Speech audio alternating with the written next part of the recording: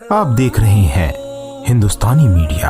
आपके बीच एक नया शो सदाए इस्लाम लेकर हाजिर हूँ। हमारे साथ होंगे मुफ्ती अबूजर कासमी साहब और दीगर उलेमा इकराम जो आपको देंगे इस्लाम से जुड़े सारे सवालों के जवाब। देखना ना भूलिए सदाए इस्लाम। नाजरीन अस्सलाम वालेकुम, आप देख रहे हैं हिंदुस्तानी मीडिया। मैं शाहिद कामरान। आज देखिए सदाए इस्लाम का एपिसोड नंबर 5। हमारे मेहमान हैं जामिया आयशा सिद्दीका नूरचक बिस्फी के नाजिम बानी व नाजिम मुफ्ती मोहम्मद हसन कासमी साहब। कासमी साहब इदारा दारुल कुरान नूरचक के भी बानी हैं और नाजिम हैं। साथ ही हजरत Ayesha Siddiqa charitable trust and welfare के जनरल सेक्रेटरी भी हैं। मुफ्ती हसन कासमी साहब, आपका सदाए इस्लाम में इस्तकबाल है। शुक्रिया, आपने ये मौका दिया। हजरत, मैं एक बात आपसे जानना चाहूंगा कि कोविड-19 के बाद से मुल्क के जो हालात हैं और खासकर मुसलमान किस दहाने पे खड़ा है बखूबी आप भी जानते हैं। आप इस पर तफसीली जानकारी दें और बताएं कि इसकी वजह क्या है और ऐसे में मुसलमानों को क्या करना चाहिए। बिस्मिल्लाहिर्रहमानिर्रहीम। मैं सबसे पहले आपको मुबारकबाद देता हूँ कि आपने मुझे इस लायक समझा और ख़ास तौर से कोविड-19 के ताल्लुक़ से आपने मुझसे बात करनी चाहिए। अल्लाह ताला से दुआ है कि अल्लाह ताला जो कुछ भी मेरे ज़बान से बात निकले अल्लाह उसको कबूल फरमाए।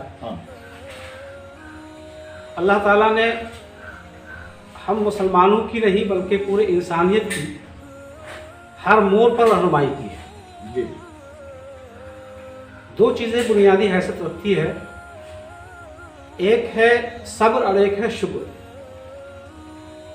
अल्लाह का निज़ाम यह है कि अल्लाह ताला ने हम मुसलमानों को इस बात का पाबंद बनाया है कि जब कोई मुसीबत आए, जब कोई परेशानी आए, जब कोई इस तरह के हालात आए तो इन हालात में मायूस ना होकर के अल्लाह की तरफ रुजू किया जाए और अल्लाह को याद किया जाए, सब्र के दामन को मजबूती के साथ थामा जाए।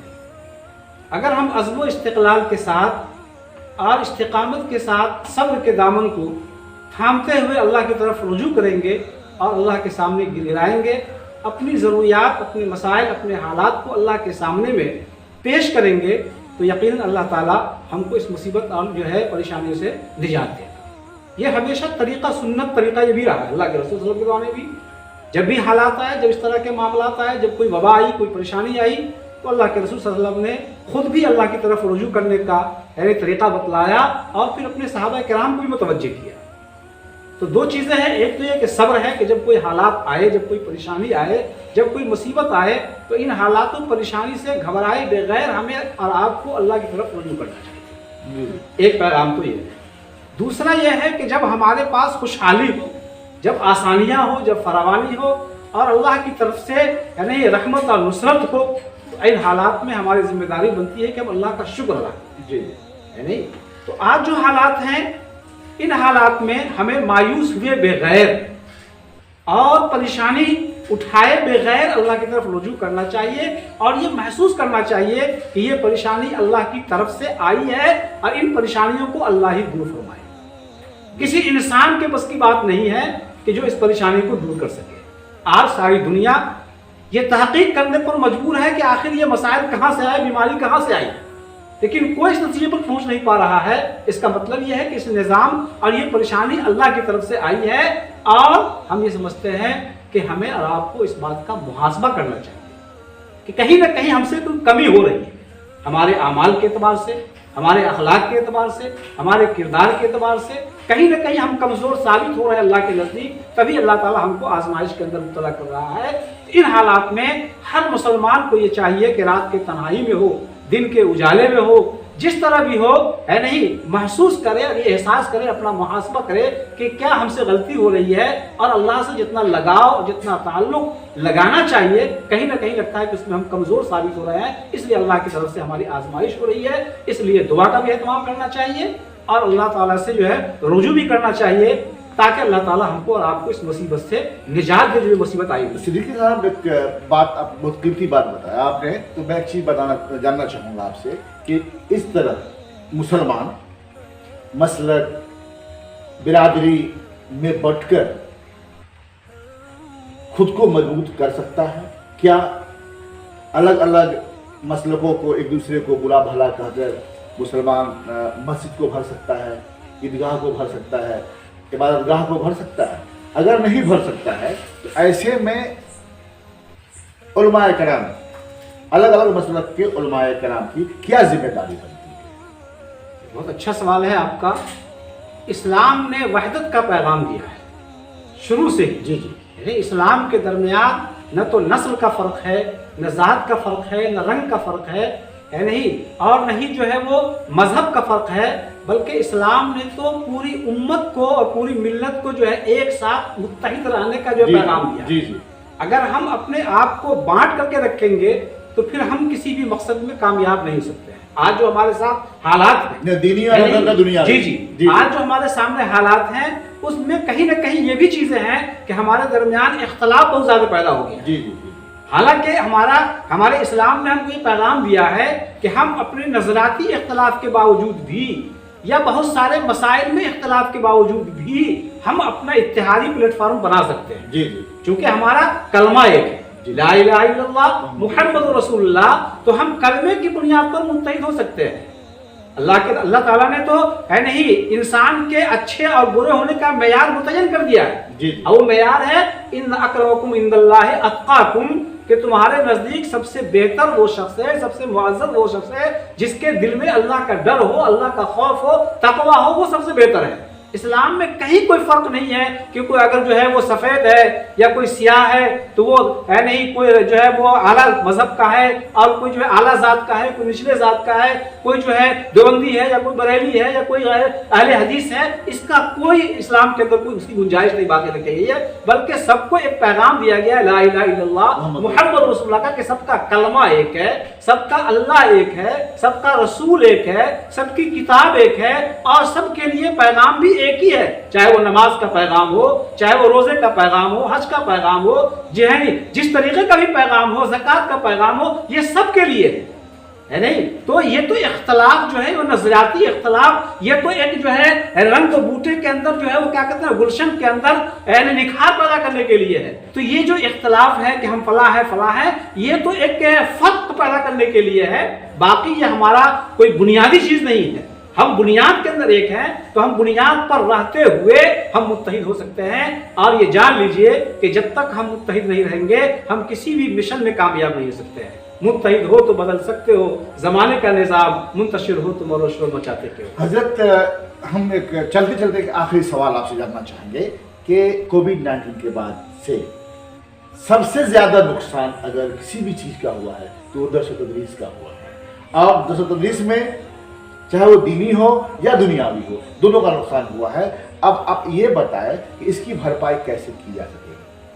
اس کی بھرپائی کا طریقہ یہی ہے کہ اب ہر گھر کو مکتب، اب اسکول مدرسہ بنانا پڑے گا۔ یہ ایک پیغام ملا ہے۔ آج جو حالات پیدا ہوئے ہیں دنیا کے اندر، سارا نظام چل رہا ہے، کوئی نظام ایسا نہیں جو باقی ہے، جی جی، سوائے درس و تدریس۔ جی جی جی، تعلیم ہی کا ایک ایسا نظام ہے جس کو پوری دنیا کے اندر، ہندوستانی نہیں بلکہ پوری دنیا کے اندر اس کو روک دیا گیا ہے نہیں۔ یا تو عبادت کا طریقہ سمجھیے یا پھر جو ہے تعلیم و تعلم کا طریقہ سمجھیے، تو زیادہ تر یہی متاثر ہوا ہے۔ ایسے حالات میں ہے نہیں، ہم یہ سمجھتے ہیں اپنے اعتبار سے کہ اسلام کا وہی پیغام ہم کو مل رہا ہے کہ ہر ماں کا گود مکتب ہونا چاہیے۔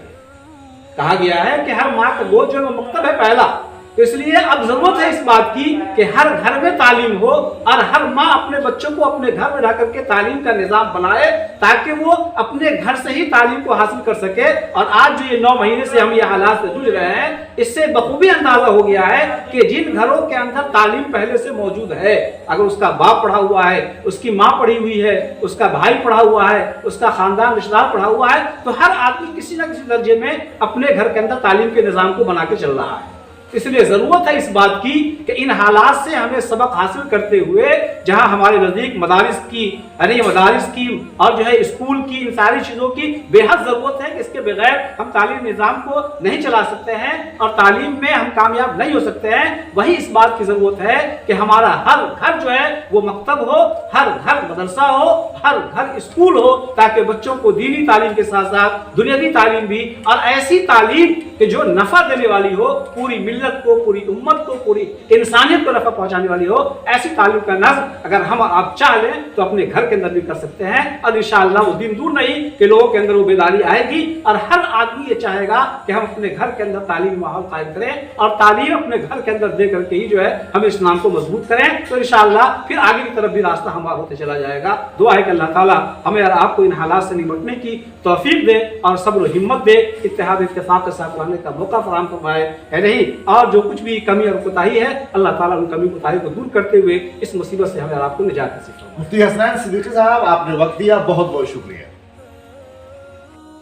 صدائے اسلام کے ذریعے میرا مقصد اسلام کی صحیح تعلیم کو عام کرنا ہے اور میرے اسلاف بزرگ حضرات جو دنیا سے چلے گئے ان کے لیے ایصال ثواب ہے.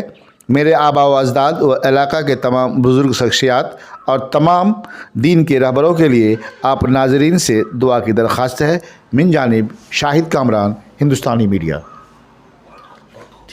ہمارے چینل ہندوستانی میڈیا کو سبسکرائب کریں اور لیٹسٹ اپڈیٹس کے لیے بیل آئیکن دبائیں.